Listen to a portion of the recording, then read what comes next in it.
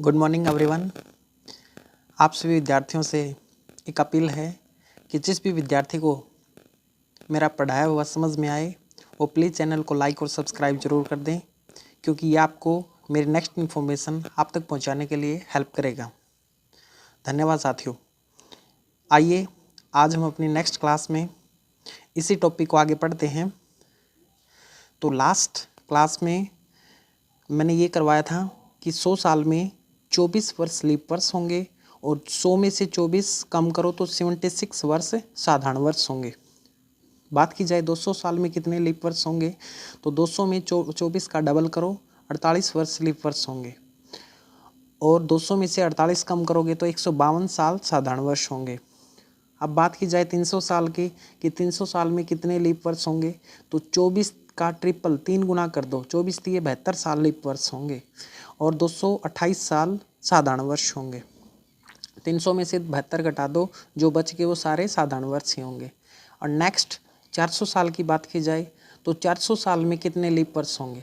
आपके paper point of view के लिए सबसे इम्पोर्टेंट ये 2 क्वेश्चन बनते हैं कि 100 साल में कितने लीप वर्ष होते हैं 24, और 400 साल में 96 की जगह 97 हो जाएगा। इसका एक रीज़न ये है कि जो 400वां साल है वो पहला लीप शताब्दी वर्ष है। इनमें से कोई भी साल ऐसा नहीं है जो लीप शताब्दी वर्ष है, बट पहला लीप शताब्दी वर्ष 400वां साल है। तो 96 में आप एक ऐड कर दोगे, यानी 97 वर्ष ऐसे होंगे जो 400 साल में लीप वर्ष होंगे और 303 साल साधारण वर्ष होंगे। ठीक है, अभी हमने कहा था कि आगे करेंगे विषम दिन के बारे में। तो विषम दिन 100 साल में 5 विषम दिन होते हैं, 200 साल में 3 विषम दिन, 300 में 1 और 400 में 0। ये 5310 कोड याद रख लेना बच्चों।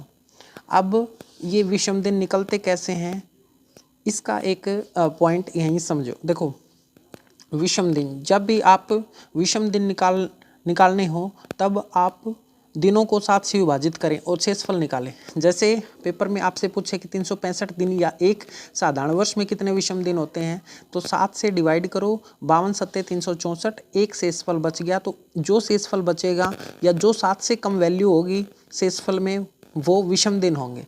तो एक साधारण वर्ष में एक विषम दिन होगा। बात की जाए लीप वर्ष की तो एक लीप वर्ष में 2 विषम दिन होंगे, क्योंकि 52 सत्ते 364 होते हैं, शेषफल 2 बचेगा। अब बात बड़े लेवल की जाए कि 100 साल में कितने विषम दिन होंगे, तो सबसे पहले हमें इस बात का पता होना चाहिए कि 100 साल में लीप वर्ष कितने होंगे और साधारण वर्ष कितने होंगे। जैसे हम पिछली क्लासों में पढ़ चुके और आज भी हमने पढ़ा है कि 100 साल में 24 लीप वर्ष होते हैं और 76 साधारण वर्ष होते हैं। 24 लीप वर्ष होते हैं। अब एक लीप वर्ष में कितने विषम दिन होते हैं, हमने अभी पढ़ा कि एक लीप वर्ष में 2 विषम दिन होते हैं। तो एक लीप वर्ष में 2 विषम दिन, 24 लीप वर्ष में 24 दूनी 48 दिन होंगे। एक साधारण वर्ष में एक दिन विषम होता है, तो 76 साधारण वर्ष में 76 दिन होंगे। अब इसने पूछा है 100 साल में कितने विषम दिन होंगे, तो 48 प्लस 76 दोनों को ऐड करो 124 डेज, यानी कि 100 साल में 124 विषम दिन होंगे। अब हम 124 को 7 से डिवाइड करेंगे और शेषफल निकाल लेंगे। वो शेषफल हमेशा 7 से कम ही होगा। तो 17 सत्ते 119, शेषफल रहेगा 5, यानी 5 विषम दिन, यानी कि 100 साल में 5 विषम दिन होंगे। और हम इसी तरीके से 100 साल में, फिर 200 साल में, फिर 300 साल में और फिर 400 साल में निकालेंगे। तो आपने ये कोड भी याद रखना है, 5310 कोड होगा और ये बार बार रिपीट होगा। जैसे वो पूछे 500 साल में तो फिर 5 रिपीट हो जाएगा, वो पूछे 600 साल में फिर 3 रिपीट हो जाएगा। अब इस पेपर में एग्जाम में क्वेश्चन कैसे पुटअप होगा वो देखो। वो एग्जाम में कहेगा कि आज सोमवार है तो 100 वर्ष बाद कौन सा दिन होगा। तो इसमें मेन पॉइंट यही है कि 100 वर्ष के आपको विषम दिन याद रखने हैं और 100 साल में कितने विषम दिन हैं 5। तो आज सोमवार है तो सोमवार में 5 दिन ऐड कर देना, तो सोमवार में 5 दिन ऐड करोगे शनिवार होगा। जैसे आज सोमवार है तो 200 वर्ष बाद कौन सा दिन होगा, तो सबसे पहले आपको 200 वर्ष में विषम दिन पता होने चाहिए। तो 100 वर्ष में विषम दिन, फिर अगले 100 वर्ष में विषम दिन सेम रहेंगे। तो 100 साल में 5 विषम दिन, अगले 100 साल में 5 विषम दिन, 5 और 5 10 विषम दिन। 10 को आप 7 से डिवाइड करो, शेषफल रहेगा 3, यानी कि 200 साल में 3 विषम दिन होंगे। तो सोमवार में 3 ऐड कर देना। अगर आगे की बात पूछे तो ऐड करने हैं दिन, अगर पीछे के दिन पूछे तो आपको फिर 3 दिन माइनस करने हैं, तो ये वीरवार होगा। आइए अब नेक्स्ट चलते हैं। अब उसने क्वेश्चन किया आज रविवार है तो बताओ 300 वर्ष बाद कौन सा वार होगा। तो 300 साल में हमें विषम दिन पता होने चाहिए। तो 100 साल में 5 विषम दिन, अगले 100 साल में फिर 5 विषम दिन, अगले 100 साल में 5 विषम दिन, 5 दिए 15 दिन और 7 से डिवाइड करो, शेषफल 7 दूनी 14, शेषफल 1 बचेगा।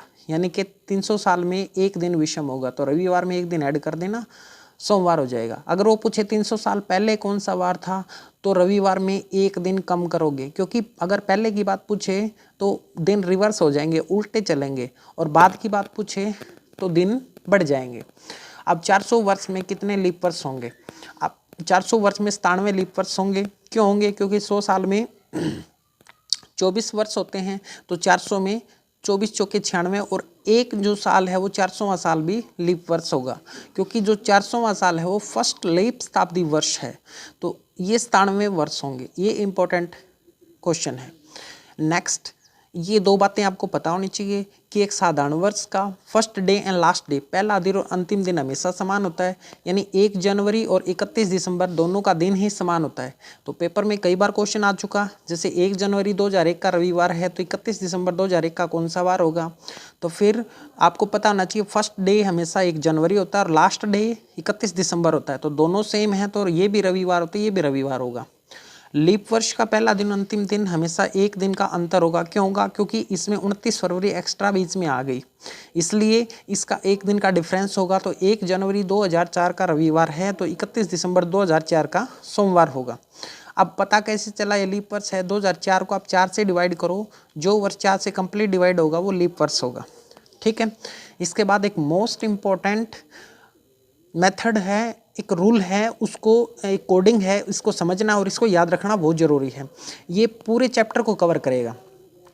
अब आपको पता है एक साल में जनवरी से लेकर दिसंबर तक महीने होते हैं, तो साधारण वर्ष का कोड है 144 025 036 146।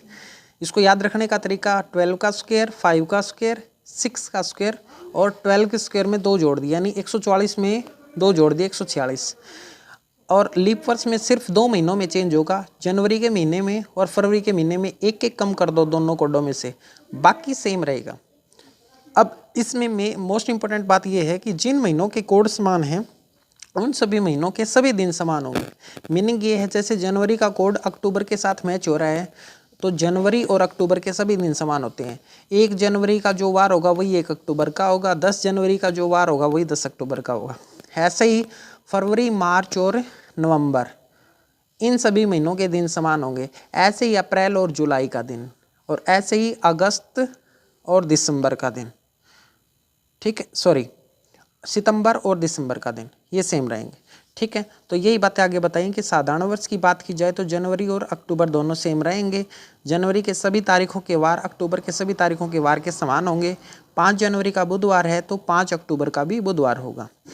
आज के लिए इतना ही करो बच्चों, नेक्स्ट क्लास में फिर इससे आगे टॉपिक करेंगे।